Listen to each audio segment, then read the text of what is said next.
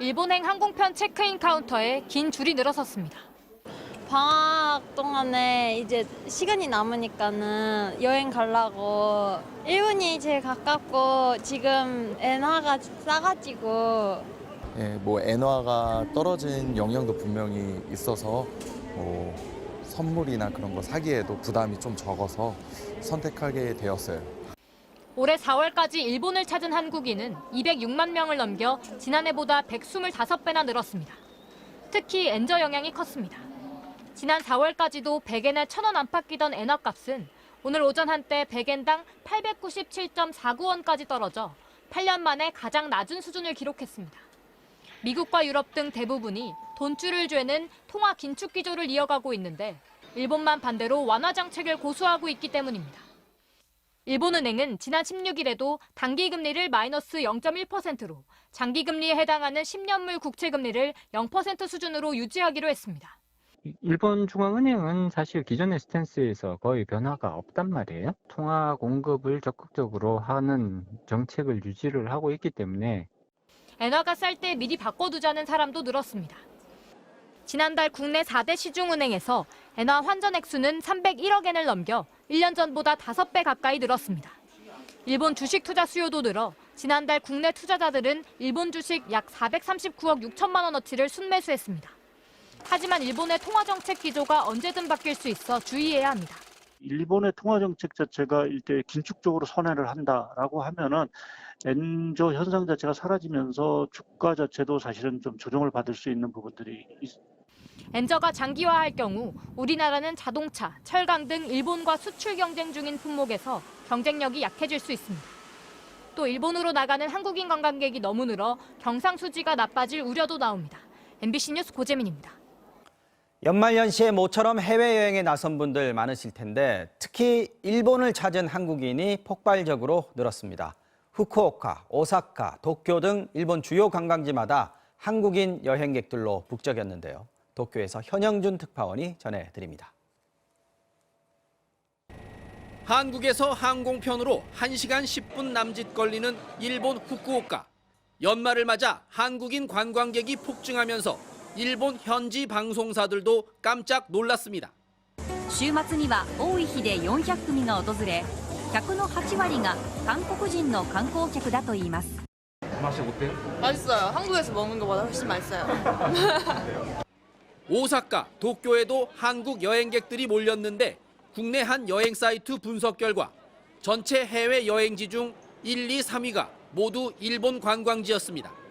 일본 관광청은 작년 11월 한 달간 일본을 찾은 여행객 중 한국인이 31만 5천 명으로 1위를 차지했다고 밝혔는데 2위 대만, 3위 미국을 압도하는 숫자였습니다. 12월에는 이보다도 더 늘었을 것으로 여행업계는 보고 있습니다.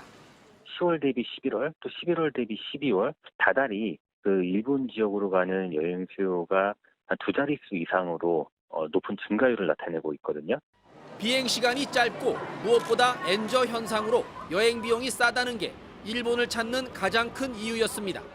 제주도 이런 데 갔을 때는 식사 비용이 생각보다 비싸가지고 비싸다는 느꼈는데 일본 와서는 오히려 엔화를 좀 계산을 해보면은 오히려 생각한 것보다 더 저렴하다라고 느껴져요. 일단 비행 시간이 짧은 것도 있었던 것 같고요. 그리고 엔저도 좀 이렇게 아무래도 우리나라랑 물가도 비슷하면서 충분히 즐길 수 있어가지고 3년 만에 연말연시 해외여행에 나선 우리 국민들이 상대적으로 부담이 적은 일본을 목적지로 정한 경우가 많았습니다.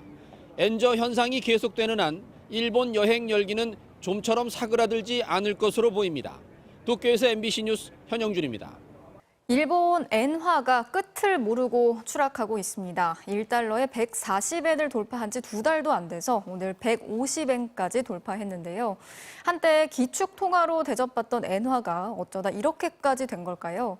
일본 안에서조차 일본의 국력이 약해졌다는 자조가 나오고 있습니다. 김하영 기자가 전해드리겠습니다. 일본 엔화가 이틀째 1달러에 150엔을 넘었습니다. 엔화 가치가 이만큼 떨어진 건 일본 경제의 거품이 꺼진 1990년 이후 처음입니다. 일본 정부가 달러를 풀어 대응했지만 폭락세를 막지는 못했습니다. 過度な変動に対しては適切な対応を取りたい。この考えにはいささかも変わりはありません。 이렇게 엔화 가치가 떨어진 건 우선 금리 때문입니다.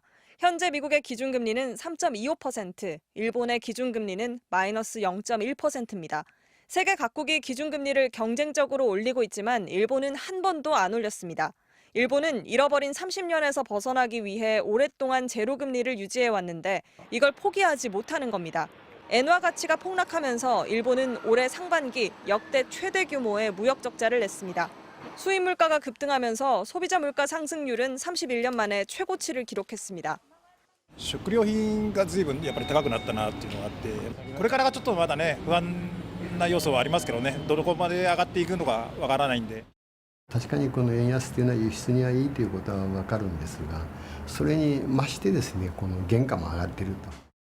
엔화 가치 폭락이 일본의 국력이 떨어졌기 때문이라는 지적도 나옵니다. 와타나베 히로시 전 일본 재무성 재무관은 아사히 신문과 인터뷰에서 일본의 국력 저하를 시장이 꿰뚫어보고 있다고 말했습니다.